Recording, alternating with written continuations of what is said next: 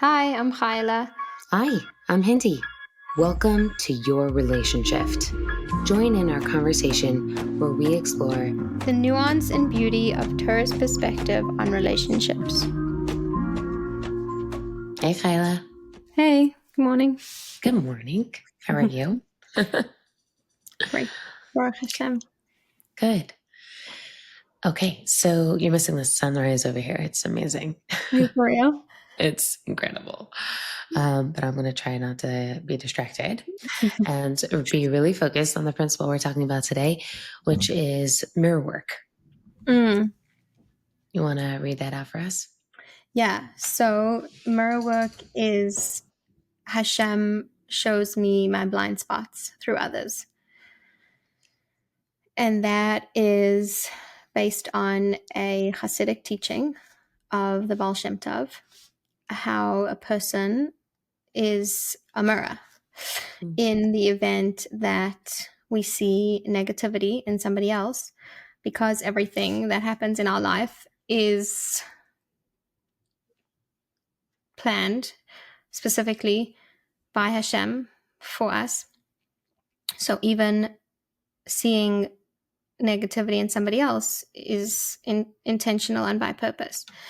Either the purpose is that you are the angel that's going to be their support and help, or that there's something that you are not able to see inside of yourself. And because we're not objective when it comes to ourselves, because we're defensive when it comes to ourselves, because our own self-love and our bias just blinds us to the truth about ourselves. So if we see it in somebody else, it'll bring awareness to it. And it's really actually doesn't have anything to do with the other person. It's just something that needs to be resolved inside of ourselves. And the origin of this idea is Noach and his sons. After Noach was out of the teva and he had planted the vineyards, and then he got intoxicated and he had passed out, Ham found him and he did what he did. And then he came to find Shem and Yafes he was sort of mocking Noach, come and see, what state our father is in. And the Chumash records that it says they went in backwards with their backs and they didn't see their father, which is it's a double expression. Obviously, we assume if they went in backwards, they didn't see him. But the double expression is teaching us that it wasn't only about not physically looking at him in that state, but they didn't see anything wrong with him. They didn't see any negativity in their father. And that's because they didn't have any negativity inside of themselves. They were pure, wholesome people. So they just saw that he needed to be covered. And that was it. They saw a task that they needed to do, and it didn't become about anything about him not being a good person or having done something wrong. It was just a pure act of his, covering him up. So brings us to this idea that if we are very triggered by something that somebody else does or says or is, that's an arrow pointing us to look inside of ourselves. And it's really not about them, and it's really about us. So beautiful.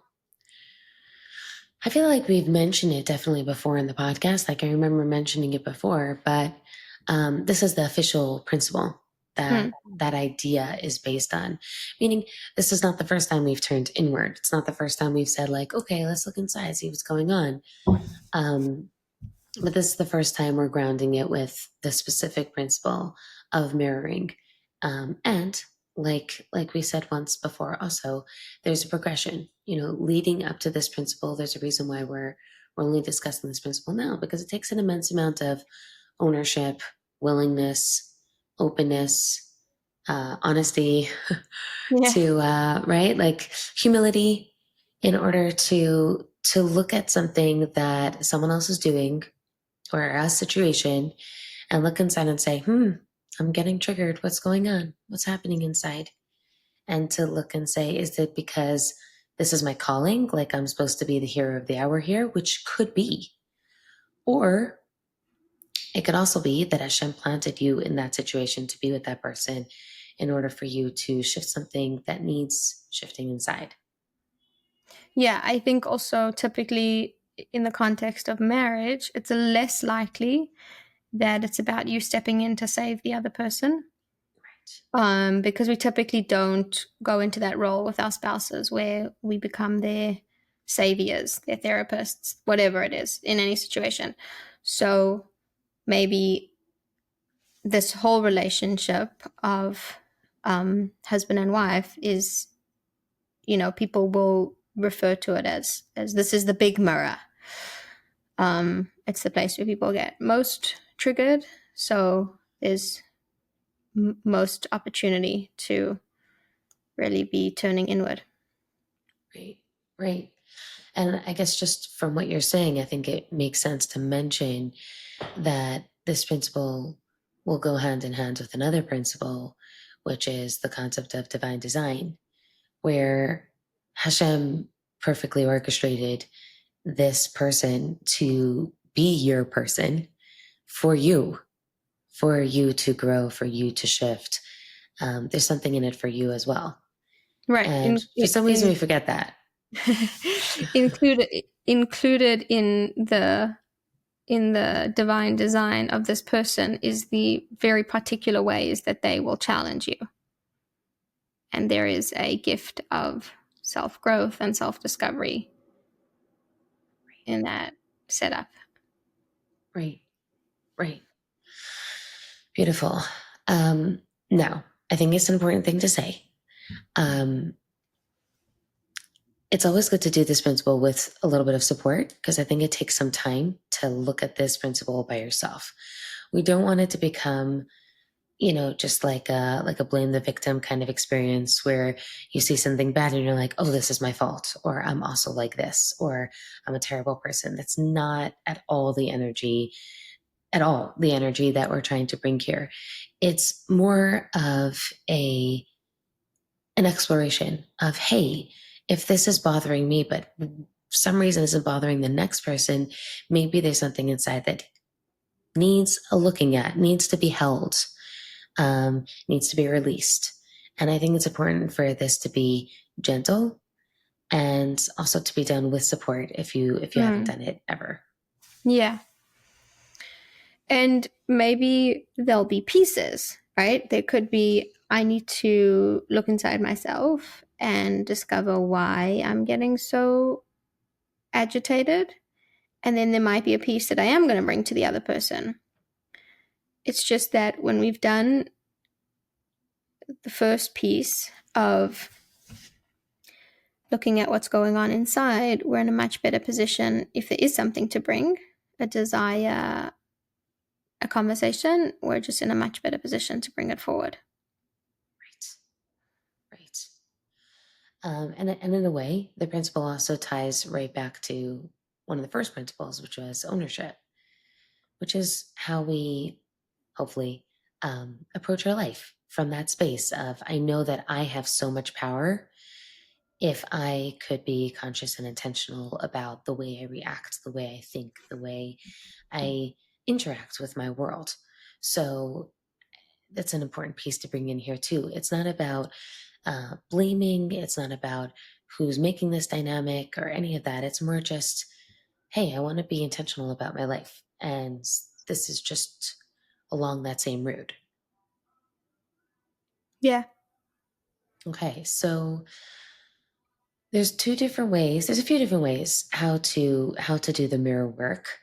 I feel like let's talk about both of them just to kind of help people understand. Because one we just spoke about basically, which is it's just an opportunity to go within. Am I being judgmental about the other person? Right? I feel like you're we always see this with clients, and I know for myself, always within myself, that I'll find myself looking at something that somebody else is doing and saying like, oh, why are they doing this thing? And then I come back to myself and I'm thinking, Hindi, why are you being judgmental? So, or like, why are you looking? Why are you getting involved in somebody else's world. So that's kind of like a mini step of mirror work, I'd say. Wouldn't you say it's like the first step of just, Yeah. oh, come back, look in the mirror. It's you. You should be Like you, not somebody else. like the expression, I don't know if you had this growing up, eyes on your own plate. Yeah, Mm, you're like when kids are at the dinner table and you're like, he has more than me. You know, what's going on in his plate? It's like, why are your eyes on someone else's plate? Just eyes, focus, focus on the plate in front of you and eat your food. right. Um, My but kids yeah, have been listening to Marvelous Meadows Machine. And the mother, you really think I use a measuring tape to measure the chocolate cake? I'm like, cringe. I think we should do a Meadows, Marvelous Meadows on the mommy. I think the cake should start singing to the mommy. Oh my gosh. But yeah, point is yeah, eyes on your plate, eyes on yourself. If you look in the mirror, you should see you, right. not somebody else. So Like that's kind of like tier one. yeah, your energy and your eyes are traveling to places where they don't belong. They're outside of your domain. Right. Right. So what's level two? Level two is level two is getting into the specifics about why this specific person in this particular action that they're doing is bothering you. Um, so you sometimes people misunderstand that this idea that it means I do that exact same thing. Well, first of all, it's possible that you do that exact same thing, and you're just completely unaware of it. That is possible. Or you do it in a slightly different way, and therefore you think it's different. Um, but usually it's that there's a root, like, let's say you say selfishness or ego or, you know, irresponsible, some root cause that drives that behavior that you're looking that you've decided drives that behavior that you're looking at, and you're very bothered by that character trait, deeply bothered by that character trait. And that then is a reflection of I I have work to do with that particular characteristic, meaning I'm not done fixing that selfishness, irresponsibility, ego inside of myself. And that is why I'm still seeing it in other people. If something was rectified completely inside of ourselves, we would only notice something if there was a practical thing that we needed to do. Okay, so I have an example for this actually. I a while back did a self coaching experience when it came to marrying because I had gotten an email from school and it just triggered me. It was very strong wording. It felt like an attack and I had a strong response and I just thought, okay, Hindi, something's happening. You need to go inside. So I started just like asking myself questions, being curious. I wrote it out so that I would be able to just like let it flow. I guess that's one of my ways of processing. Not everyone processes in the same way. You know, some people process when they're walking, talking out Mm, loud. Some people process better with a person, which I highly recommend because it just allows you to explore a little bit more when someone's holding that space for you, as yeah, opposed to for you sure. doing it by yourself. Yeah, you're not going to get caught up in your own thoughts. And so the details were I had it actually wasn't me, it was someone else who had dropped off my kid a little bit like maybe 5 minutes earlier than school and hadn't realized that he's supposed to sign in that child. And so the child was technically left unattended in the inside school play yard. Okay. And he's supposed to be with the teacher, like dropped off with the teacher. And instead he was dropped off with all the other kids playing in the play Mm-hmm. yard.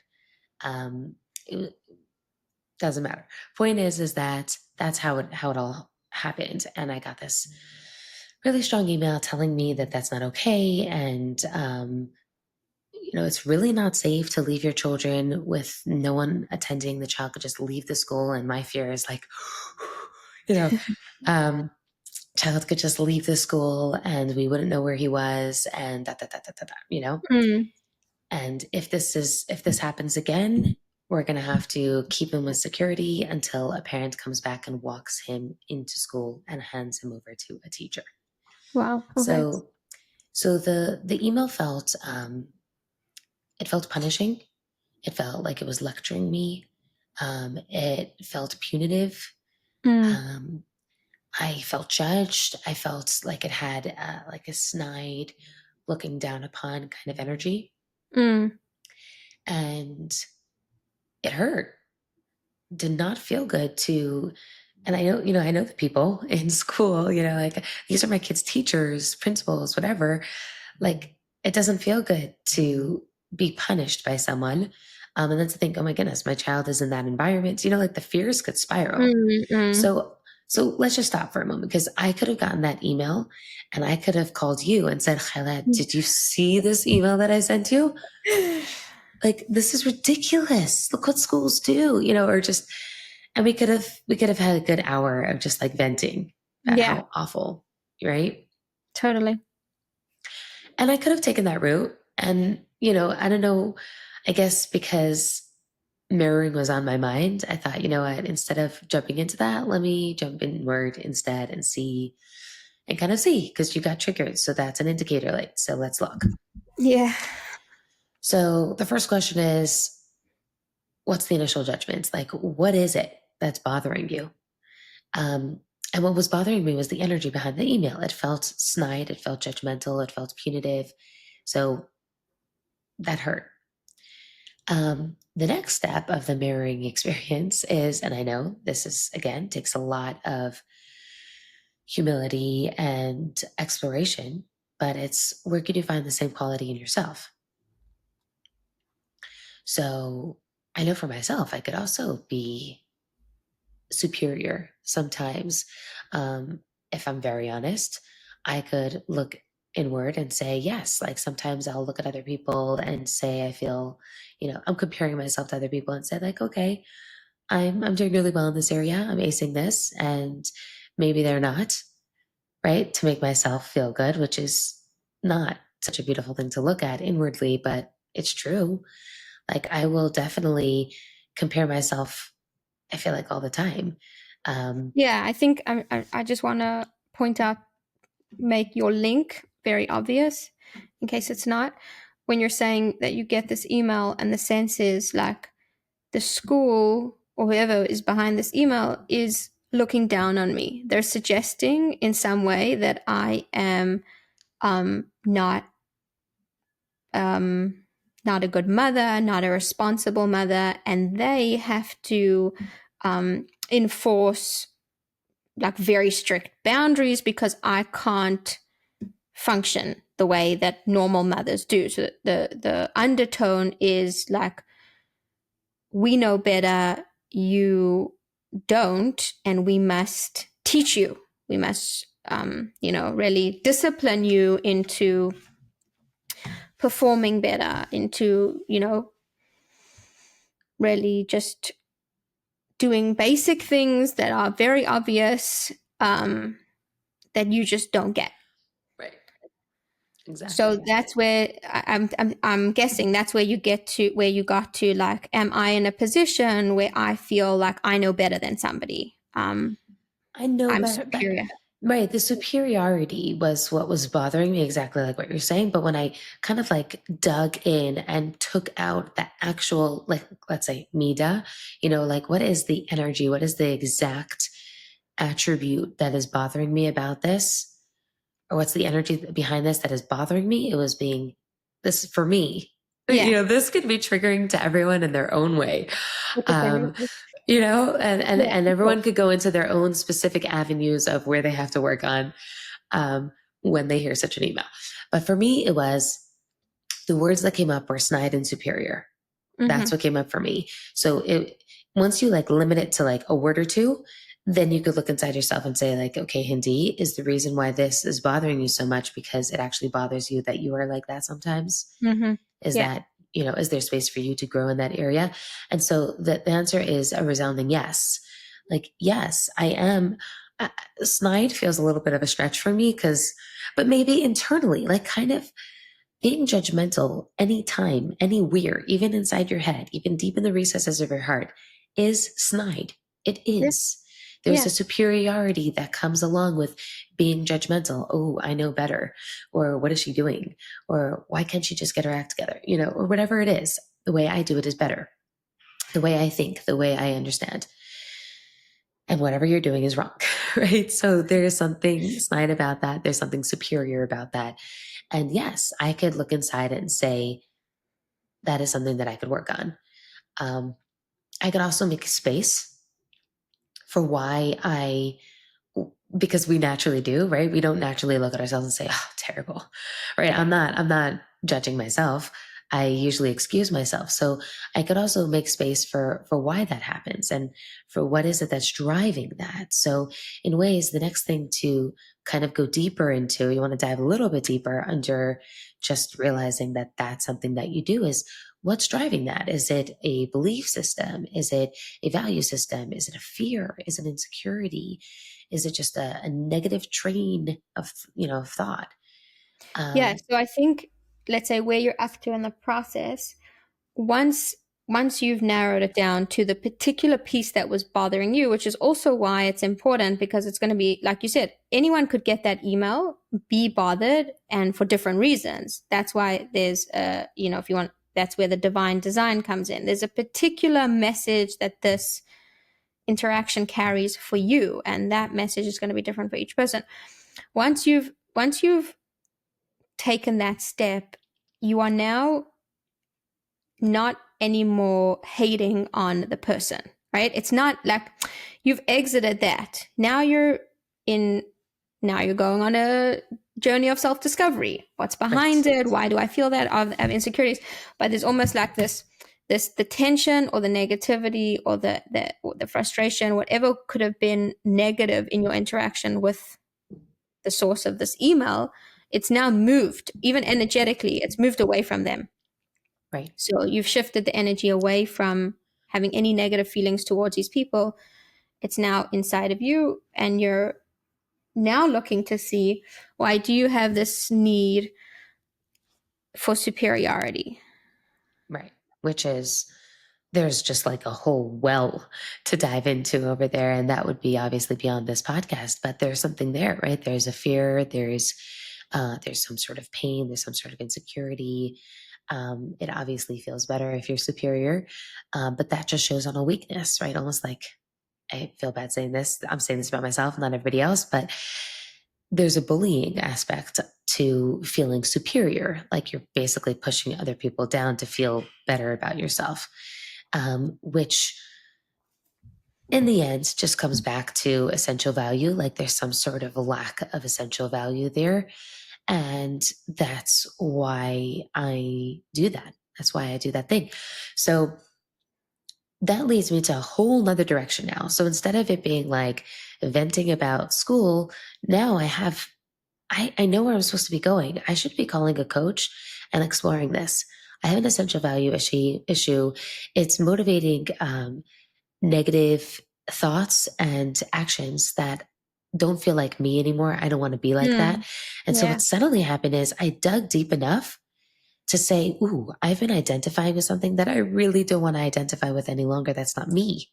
Hmm. But this is what I do. I know why I do that because I'm honest enough to admit it, but that's not me. So now, and it takes a lot of humility and honesty to get to that place. Now I can move. Now what just happened was I was this, and now I've suddenly expanded, which is incredible.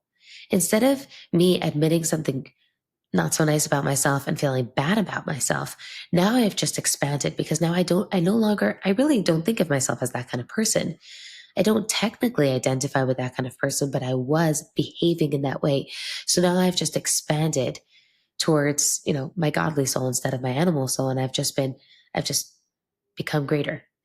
There's a release. Obviously, there's a release. Exactly. And So there's, what's really interesting, or just in the way that we were speaking about it before, we had said like tier one is notice, like basic judgment, like eyes on your own paper, your side of the street, your plate, whatever wording makes sense to you.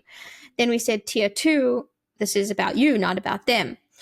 And now it's like, if you want to say level three, or the next step is, once it's about you and you're giving yourself the space to explore it, you can dig past the flaw, past the weakness, past the difficulty, go to, who am I really, right? Is this my true self? Like, am I expressing the ultimate me when when my insecurity is coming out as superiority? And then no, it boils down to, well, I have an essential value, and really who I am is somebody who um, appreciates that my worth is not conditional, and in that way I am not needing to compare myself to other people or feel threatened by other people or feel that other people are comparing themselves to me. I'm safe. And now I can re-enter the the playing field, re-enter reality from a Right. place of strength. Right. So recognizing that like it was a fear and insecurity that was spurring this on. And now I've kind of like turned this around to a totally different experience because I am an objective bystander to that kind of action. Now I identify with me, and that was something that I did. I can understand where that's coming from. It's motivated by fear and insecurity. And now when this is God willing going to come up again, because it will, I could, right? Like 10,000 times a day, right? So I could instead notice it and say, okay, I see you and I know where you're coming from, and I'm not you anymore. And now I'm me, and that behavior is now separate from me. It doesn't mean that I'm not going to fall into it ever again, but now I'm one step closer to extricating that from myself. And now that I've been able to kind of like have that gentle opening and turn that around for myself, I can also now look at the email from a totally different place. And I Yeah. could say, you know, honestly, maybe you heard punitive, you heard punishing, you heard superiority because that's something that you hear a lot inside. But I'm not sure. Like maybe that email was coming from a fear of losing a child. Like the child is in their school and they're afraid of losing a child, God forbid. That's so scary. They're actually concerned about the safety of my kid. Yeah.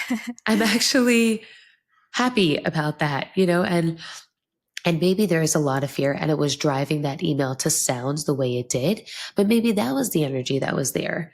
Just like a lot of fear and insecurity drives my actions. So in ways, as soon as I'm able to go through this process, I'm also able to suddenly see the other and whatever it was that came up and see it differently too. I'm able to turn it around and see it in an entirely different light. And I no longer I'm not triggered any longer by that email. I could look at it and say, I see you, Yeah. literally. Yeah. And I think also, more than just giving them space to also be human and also have fears and insecurities, if you go to level three with them also, like you said, then they're a school that's taking a high level of responsibility. They have a protocol and they have a system in place to keep that very, very tight. And maybe there was no personal energy in that email. Maybe it's a generic response to this mistake that so the secretary signed her name and sent out, meaning like the whole thing can really dissolve, which is Right. huge. Which is amazing, right? Like, look Yeah. at the two paths that, in the woods that we could have taken. It could have been me and you venting for an hour, which at the end of it, we could feel fine, but it leaves residue. A, B, like, it doesn't resolve anything. Like, Hashem presented me with an opportunity to go within. Look what happened. I'm able to walk away a different person from a school email as opposed to what it could have been, which is just like, school's so annoying. I hate it. The next time I see the principal or the secretary, I have bad vibes with that person for no reason. And then there's just more mistrust. It just builds mistrust. As opposed to the opposite, where I'm able to walk into school feeling confident that my child is safe, which is all a mother wants. Yeah.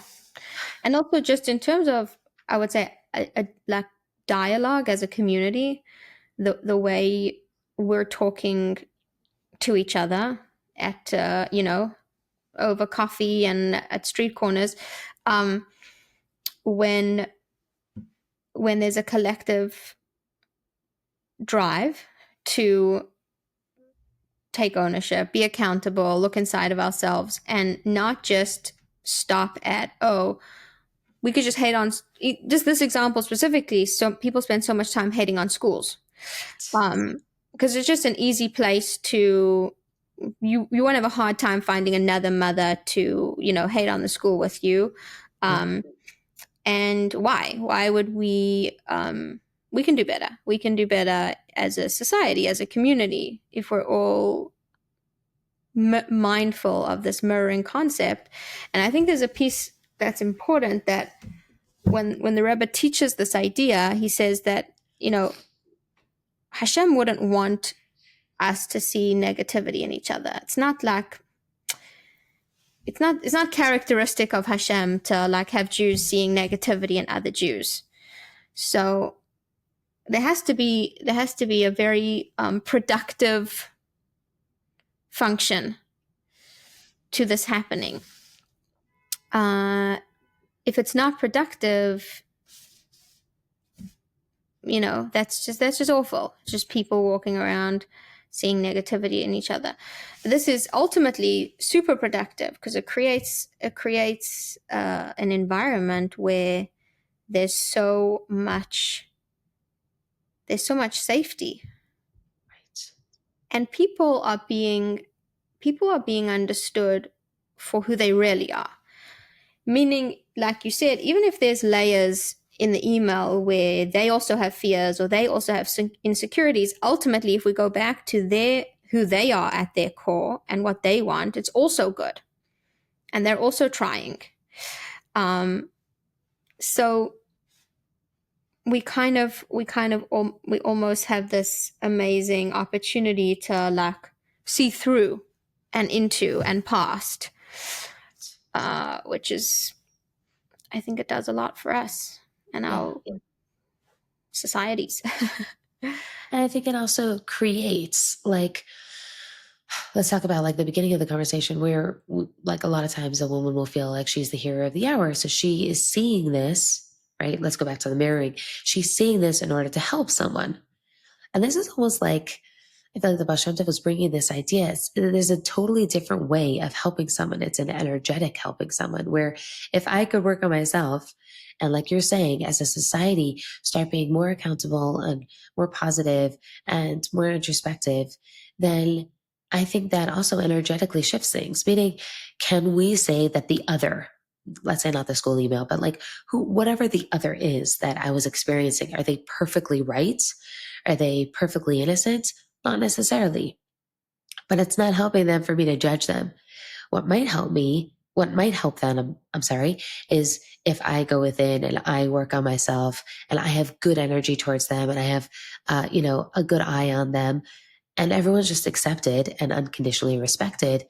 That's a much safer environment for people to grow and to expand. Just like I'm expanding, I bring everybody else with me when I expand. And if we all collectively expand, that will be a greater world. Yeah. Yeah, so beautiful. Gorgeous. Okay, so we need more examples. Obviously, this was just like one school email example. We didn't even get to like an example with a husband and wife. But for right now, we'll keep it that. And if anyone wants to send in a situation, a challenge, a question with mirroring, please do. We do get questions and examples. We can't use all of them, but thank you so much for those of you who are responding. Yeah. And if you're listening to this episode, pay attention to the next time this comes at you, and and see what it does for you to be conscious of this idea, and let us know. Give us feedback. Love it. Thank you. Okay, see you soon. We would love to hear your feedback, thoughts, and questions. Please leave a comment below or email us at yourrelationship@gmail.com. Looking forward to connecting with you. See you next time.